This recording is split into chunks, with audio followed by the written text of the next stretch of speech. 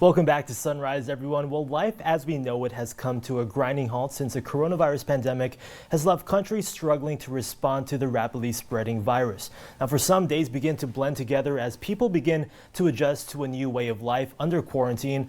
And while the coronavirus becomes the new norm as countries continue to grapple with the outbreak, some events in 2020 seem like a long-lost memory amid a rapidly changing news cycle. Now, the year 2020 has seen its fair share of major historic events in a little over than 3 months. So first, on January 16, the impeachment trial for President Trump began after U.S. President Donald Trump was impeached on 2 articles of impeachment, abuse of power and obstruction of Congress. His impeachment trial in the Senate began on this month.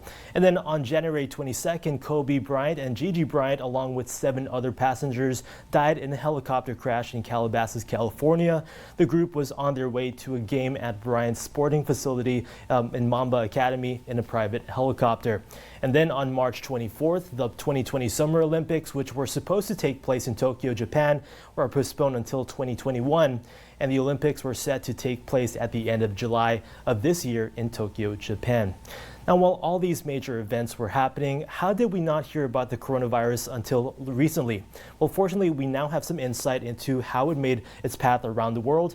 First, on January 7th, just a week into the new year, the World Health Organization is notified of the novel coronavirus in China, believed to have started in a wet market in the city of Wuhan.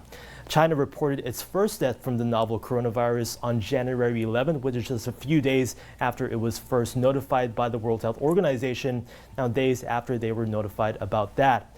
And then the first coronavirus case was reported in Washington state on January 20th, a man in his 30s. The patient landed in Seattle after visiting China.